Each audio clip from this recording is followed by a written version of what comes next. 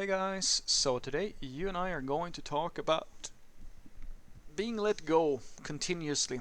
So let's get into it. So the question in question was, Frederick, I am 35 years old and I've been programming for about 10 years. Yet I am continuously released from positions for poor performance. Why is that, do you think? Well, I'm just gonna guess that it's because you are a code monkey, or maybe a wannabe manager, and you're not actually a especially talented developer. That's gonna be my guess. Just spitballing here a little bit. So if you are continuously being fired, basically, because you're not performing, and you've been doing this for 10 years, I can only imagine that you're not. If I mean, I'm assuming here. I can't really don't have so much to go on. I mean, I don't know if you really want this, like if you're really pushing it and giving it your all, or if you're not really into it and like you're kind of half-assing it. I don't know. Maybe you have never really wanted to go to do what it's like. I like to say that when people ask me how much time, that's usually a really big warning flag immediately. How much time a day do I have to spend on programming? How much time do I have to spend before I'm a senior? My first answer is, well, don't ask how much time you need to spend. Ask, am I willing to do what is necessary? That's the thing that matters, because each of us is different.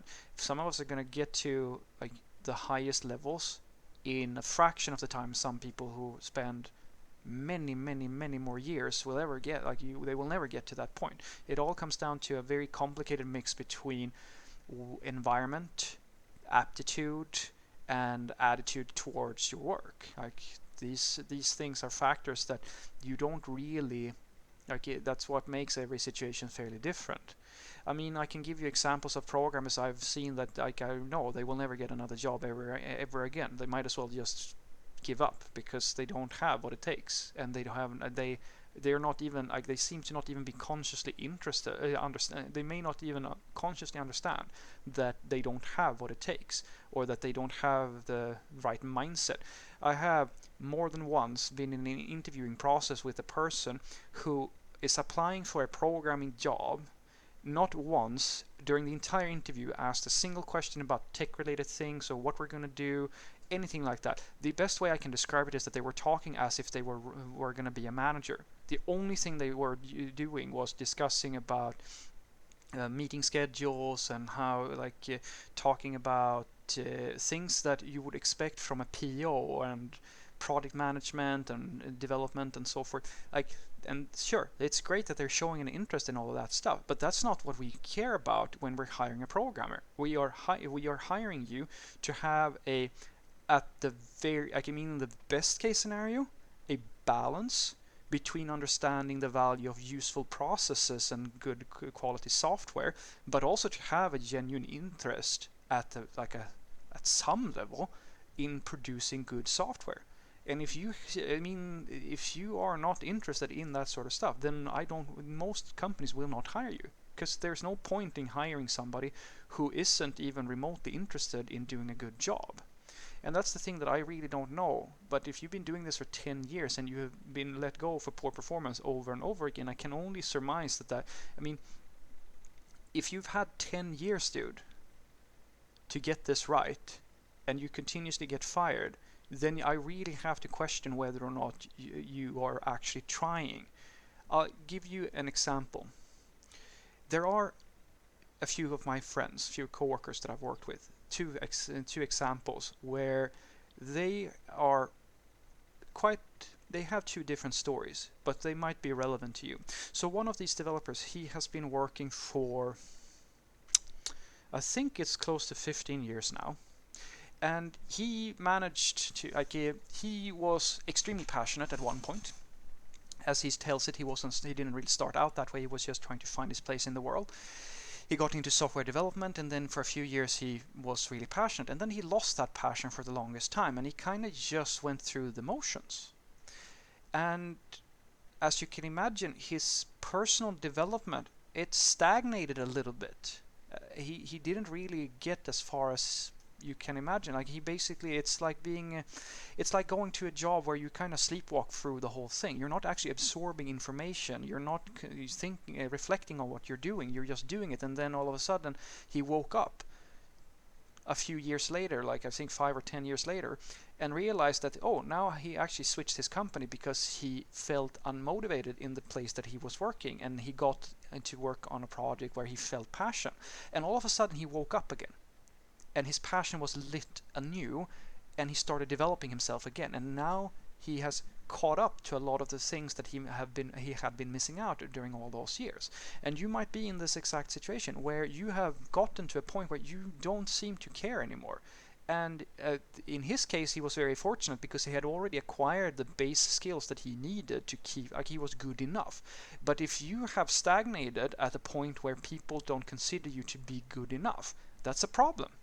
That's a real problem, because now you're not even over the minimum requirement, and that's where you need to be at the very least before you start getting bored with your job, because otherwise, like, you're not going to be a very effective programmer.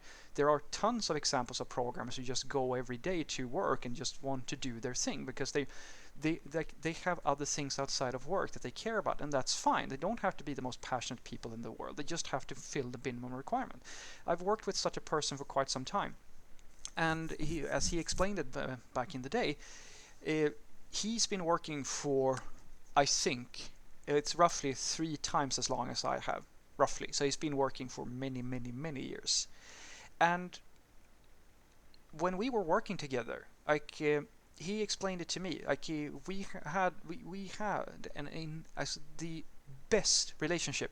It was like a match made in heaven, a Starsky and Hutch type of thing. We were perfect matches for each other. And he told me, and he told me many times, Frederick, I look at you as my senior coworker.